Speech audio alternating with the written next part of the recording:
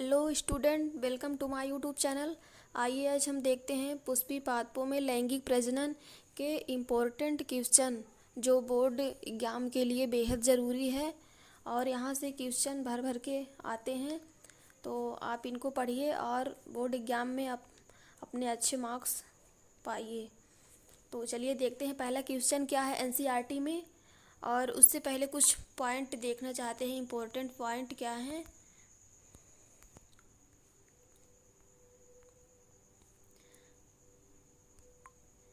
इसके important point ये हैं कि पहला क्या है, आवृतबीजी पादपों में पुष्प लैंगिक जनन का आधार होता है। यानी कि जो आवृतबीजी यानी कि जो एंजियोस्पर्म प्लांट होते हैं, तो उसमें क्या होता है, जो पुष्प क्या होता है, लैंगिक जनन का आधार होता है पुष्प। फिर दूसरा क्या है, पुष्प में पुंकेसर नर जनन अंग है। यानी कि जो पुष्प है उसमें पुंकेसर क्या है, नर जनन अंग है, जिसमें परागकोश द्विकोष्ठी, यानी क्या होता है, परागकोश कैसा होता है, द्विकोष्ठी तथा चतुष्क बीजाणुधानी धारी युक्त होता है। यानी क्या होता है, यदि पूछा जाए कि पुंकेसर क्या है, तो नर अंग होता है और परागकोश जो होती है तो द्विकोष्ठी होता है। लेकिन कैसी उसमें संरचना कैसी बनती है, परागकोश में परागकण बनते हैं जो नर युग्मकोद्भिद पीढ़ी की प्रथम कोशिका होती है। नर युग्मकोद्भिद पीढ़ी की प्रथम कोशिका क्या होती है, परागकण होती है। और ये कहाँ में जायांग मादा जनन अंग होता है। यानी क्या है, जो जायांग होता है तो मादा जनन अंग है। इसमें 3 अंग, वर्तिकाग्र, वर्तिका और अंडाशय, यानी कि जो ऊपर वाला पार्ट होता है जहाँ पर पोलन ग्रेन क्या होता है, यानी कि परागकण आके जहाँ रुकता है, तो उसे हम क्या बोलते हैं, वर्तिकाग्र बोलते हैं। और वर्तिका जो ये लंबा वाला भाग होता है, ये क्या है, वर्तिका है। और फिर अंडाशय नीचे आके ओवरी होती है, तो ये क्या होता है, मादा जनन अंग होता है।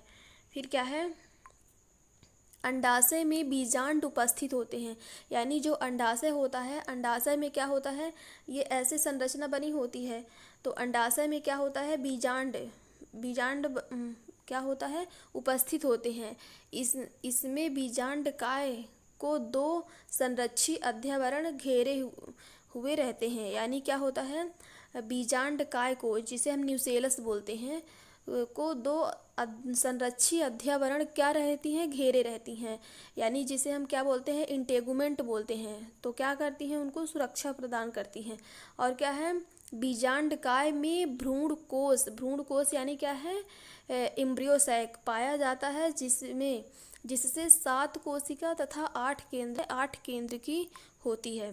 यदि कोशिका पूछी जाए उसमें सेल कितने होते हैं, तो 7 होते हैं, और उसमें केंद्रक कितनी होगी, 8 केंद्रक होंगे। फिर क्या है अगला पॉइंट, भ्रूणकोश यानी कि एम्ब्रियोसैक में एक अंड कोशिका, यानी क्या होती है, एक सेल होती है, 2 सहायक कोशिका यानी कि 2 सिनर्जिड सेल होती है, और एक ध्रुवीय कोशिका, यानी कि जो क्या होता है, द्वितीयक केंद्रक होता है, और 3 प्रतिमुखी कोशिकाएं होती हैं। किसमें, भ्रूणकोश में, यानी कि एम्ब्रियोसैक के अंदर ये संरचनाएं पाई जाती हैं। फिर क्या है, आगे की पॉइंट क्या है, परागकोश से परागकण निकलकर वर्तिकाग्र पर स्थानांतरित होते हैं। यह जैविक या अजैविक घटकों से होता है। यानी कि जो परागकोश है, यानी कि नर वाला भाग होता है, परागकोश से परागकण निकलकर वर्तिकाग्र पर स्थानांतरित होते हैं। जैविक या अजैविक हो सकता है। यानी जैविक यानी यदि कोई जीव लाया परागकण को वर्तिकाग्र तक, तो कैसी घटना हो जाएगी, जैविक घटना हो जाएगी। यदि कोई अजैविक घटना, जैसे जल के द्वारा, वायु के द्वारा आया परागकण, हवा में उड़ते उड़ते पहुंच गया वर्तिकाग्र तक, तब कैसी हो जाएगी, अजैविक घटना, यानी कि वो अजैविक घटक हो जाते हैं। और फिर क्या है, अगला पॉइंट क्या दिया हुआ है, परागकण पराग नलिका का निर्माण करके अपने युग्मक भ्रूणकोश तक पहुंचाते हैं। यानी कि जो परागकण है, परागकण जब वहाँ पर वर्तिकाग्र में पहुंच जाता है, तब वहाँ पर क्या होती है, पराग नलिका का निर्माण होती है। पराग नलिका का निर्माण होगा। फिर पराग नलिका में क्या होंगे, नर युग्मक होंगे। और कितने नर युग्मक होते हैं, 2 नर युग्मक होते हैं। और फिर वो उनका पराग नलिका के द्वारा भ्रूण कोश जो होता है जो पहुंचाती है। फिर क्या है, निषेचन क्रिया में नर व मादा युग्मकों का संलयन होता है। यानी कि जो निषेचन क्रिया है, पोलिनेशन या फर्टिलाइजेशन जो होता है, तो क्या होता है, ये क्रिया नर व मादा युग्मकों का संलयन होता है। युग्मक जो होते हैं, युग्मक यानी कि ये क्या हो गया, नर युग्मक हो गया और ये मादा युग्मक। तो मादा इन दोनों का क्या होता है, संलयन होता है। और संलयन में क्या होता है, मेन पॉइंट क्या है, न्यूक्लियस का संलयन होता है।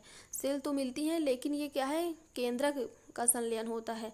तो क्या हो जाती है, द्विगुणित संरचना बन जाती है। निषेचन क्रिया में नर व मादा युग्मकों का संलयन होता है जिससे युग्मनज का निर्माण होता है, यानी कि 2n हो जाता है। तथा युग्मनज से भ्रूण बनता है और युग्मनज से क्या बन जाता है, भ्रूण बन जाता है। और फिर क्या है, अगला पॉइंट, पराग नलिका में उपस्थित दूसरा नर युग्मक। अब क्या है, मैं बताई थी ना कि इसमें क्या होती है, जो पराग नलिका होती है उसमें 2 नर युग्मक रहते हैं। और जब 2 नर युग्मक रहते हैं तो एक नर युग्मक जाके कहाँ, अंड कोशिका से संलयित होता है तो 2n बनाता है, यानी 2 गुणित संरचना बनाता है। और एक जाके कहाँ पर, 2 ध्रुवी जो केंद्रक होते हैं 2n होता है बीच में, वहाँ पर संलयित होता है। तो क्या बोल रहा है इस पॉइंट में, पराग नलिका में उपस्थित दूसरा नर युग्मक ध्रुवी कोशिका से निषेचन करके भ्रूण कोश बनाता है। यानी क्या करता है, द्वितीयक केंद्रक से संलयित होकर क्या बनाता है, भ्रूण कोश बनाता है। इसे दोहरा निषेचन कहते हैं। यानी कि द्वितीयक केंद्रक से जाके क्या करता है, संलयन करता है, उसे हम क्या बोलते हैं, द्वितीयक या दोहरा निषेचन कहते हैं।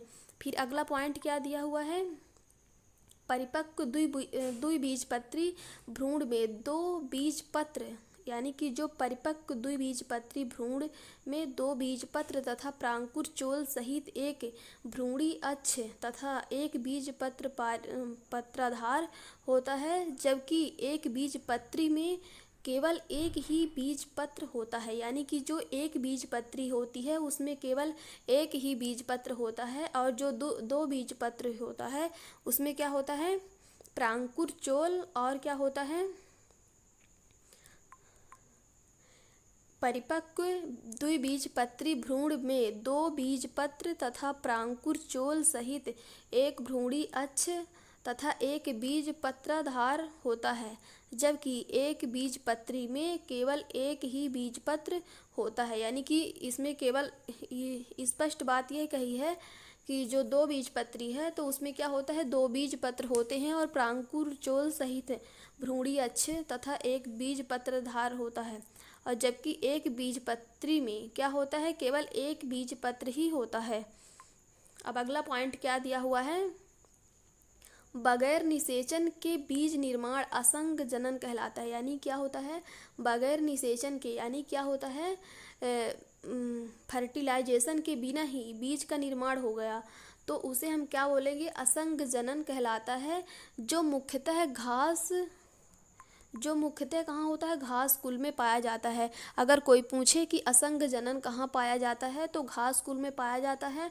और असंग जनन क्या है, तो क्या होता है, बगैर निषेचन के बीज के निर्माण की प्रक्रिया को असंग जनन कहते हैं।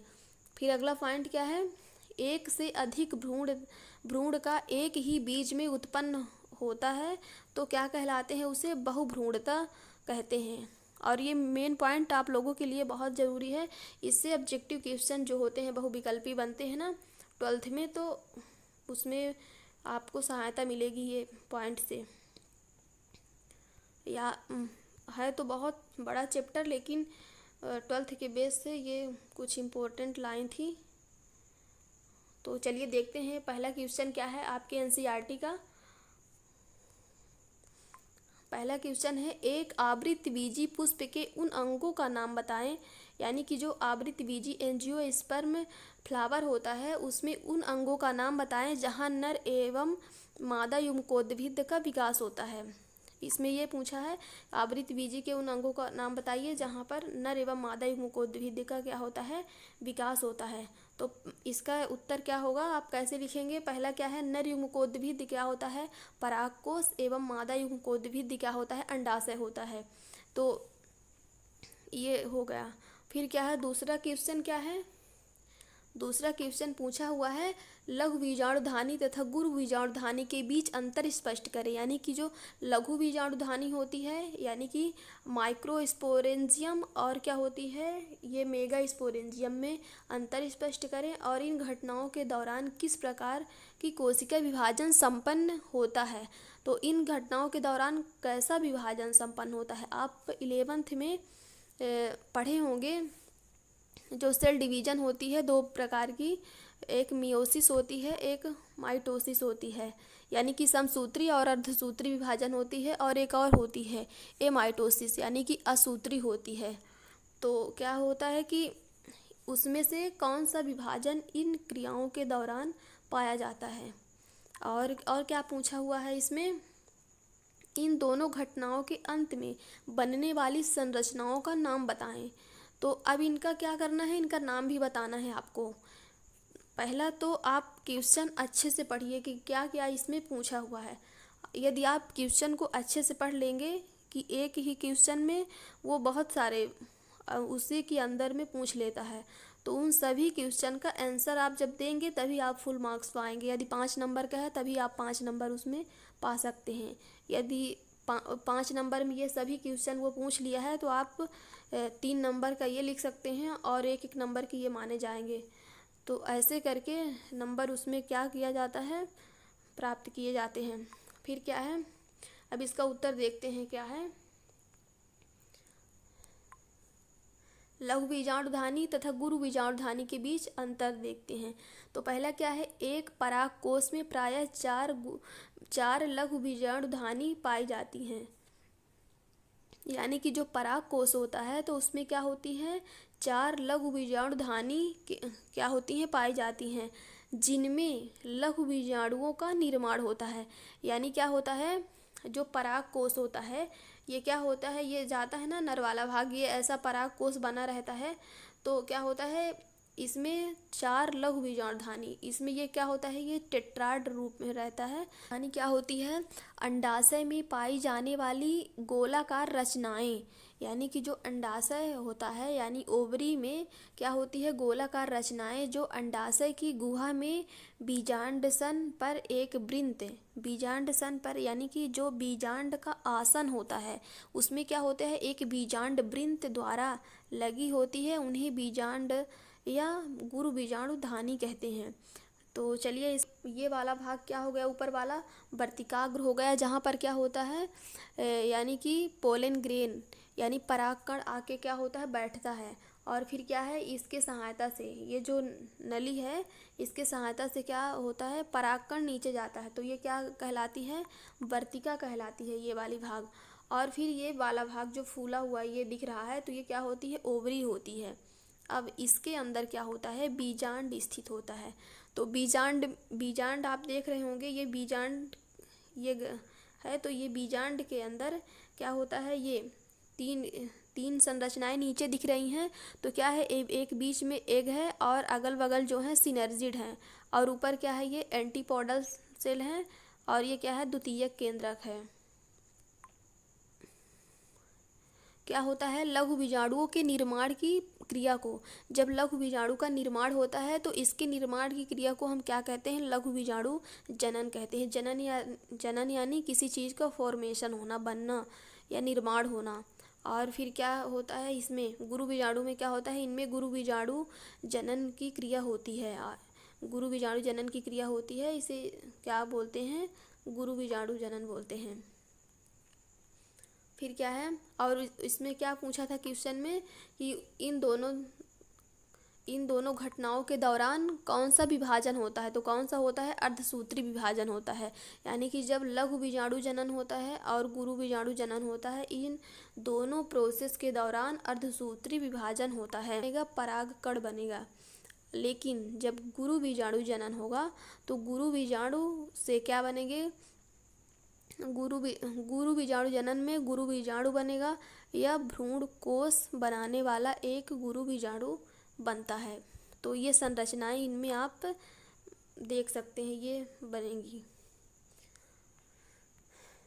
तो ये क्वेश्चन क्या हुआ, कंप्लीट हुआ दूसरा क्वेश्चन। अब देखते हैं तीसरा क्वेश्चन क्या है एनसीईआरटी का। तीसरा है, निम्नलिखित शब्दावली को सही विकासी क्रम में व्यवस्थित करें। यानी क्या है कि जो शब्दावली दी हुई है ये इनको क्या करना है, विकासी क्रम में। विकासी क्रम में यानी कि कोई चीज़ छोटी रहती है, छोटे से क्या होती है, ग्रोथ करती है, तो मतलब कि बड़ी होती जाती है, आकार में बड़ी होती जाती है। तो इनका विकासीय रूप देखना है। तो सबसे छोटी संरचना क्या होती है, सबसे शुरुआत की, पहला क्या है परागकण, दूसरा क्या है बीजाणु जन ऊतक, और तीसरा क्या है लघु बीजाणु चतुष्क, और चौथा क्या है पराग मात्र कोशिका, पांचवा है नर युग्मक। तो चलिए देखते हैं क्या उत्तर में दिया हुआ है। ये दिया हुआ है, पहला क्या है बीजाणु जन ऊतक, यानी बीजाणु जन ऊतक होगा। फिर उसके बाद क्या होगा, पराग मात्र कोशिका, यानी कि लघु बीजाणु जन ऊतक रहेगा। फिर उसके बाद क्या बनेगी, पराग मात्र कोशिका बनेगी, और पराग मात्र कोशिका किसका निर्माण करेगी, लघु बीजाणु चतुष्क का निर्माण करेंगी। जब लघु बीजाणु क्या होता है, चतुष्क बन जाता है, टेट्राड बन जाता है, तब क्या होगा, परागकण का निर्माण होगा। और फिर परागकण में क्या होंगे, नर युग्मक होंगे। जब परागकण कहाँ जाएगा, मादा के वर्तिकाग्र वाले भाग में पहुँचेगा। तो वर्तिकाग्र में पहुँचने के बाद उसमें एक पोलन ट्यूब का निर्माण होता है। अब पोलन ट्यूब में क्या होते हैं, दो नर युग्मक होते हैं, जिसमें से एक कहाँ जाएगा, एक जाके एक से संलीत होगा यानी फर्टिलाइजेशन करेगा, और एक जाके द्वितीयक केंद्रक से। तो इसमें क्या होते हैं, परागकण में दो नर युग्मक होते हैं। आप इसमें डाउट मत करिएगा कि परागकण है तो ये नर युग्मक है, ये नर युग्मक नहीं है, परागकण के अंदर नर युग्मक होता है।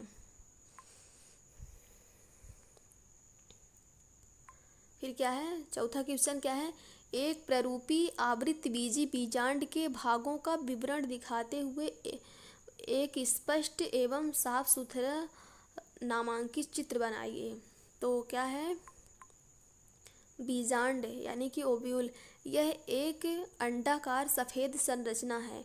कैसा है, अंडाकार है और सफ़ेद संरचना है, जो पुष्प के अंडाशय के अंदर मृदुतक गद्दी या अपरा पर उत्पन्न होता है। विभिन्न भाग निम्नवत हैं। अभी आपको हम ये इसमें कहाँ ये दिखाया गया है, जो बोल रहा था उसमें कि गद्दीदार संरचना, ये क्या है, ये क्या होता है, वर्तिकाग्र होता है, यानी कि जहाँ पर क्या होता है पोलन ग्रेन, ये क्या होते हैं, परागकोश होते हैं। परागकोश में क्या होता है, परागकण होता है। और तो ये क्या होता है, और ये जो लंबी संरचना दिख रही है, तो ये क्या है, ये वर्तिका है, और ये क्या है, वर्तिकाग्र है, और ये बीच में एक क्या है, बीजांड है, और ये क्या है, ओवरी। पूरा संरचना क्या कहलाती है, ओवरी कहलाती है। और ये क्या है, अपरा से कनेक्ट होता है। जैसे जब एक शिशु कहाँ रहता है, गर्भाशय के अंदर रहता है, तो गर्भाशय से माँ के वो क्या है, अपरा के द्वारा कनेक्ट रहता है गर्भाशय से। ये क्या होता है, शिशु होता है। और ये क्या है, जो ये पुष्प है, पुष्प में भी एक अपरा यहाँ पर गद्दी नुमा संरचना बनाता है, उसी से ये क्या रहता है, कनेक्ट रहता है। और ये क्या है, ये पोलन ग्रेन हो गया, ये यानी कि परागकण है। अब परागकण जब यहाँ आता है तब फिर ये पोलन मतलब कि ट्यूब का निर्माण करता है। पोलन ट्यूब में क्या हो जाती हैं, दो नर युग्मक होती हैं, दो नर युग्मक होते हैं, और एक क्या होती है, एक वेजिटेटिव सेल होती है। दो नर युग्मक होती है। तो फिर अब ये क्या करेगी, अब ये दोनों नर युग्मक जब जाएंगी तो यहाँ पास जाके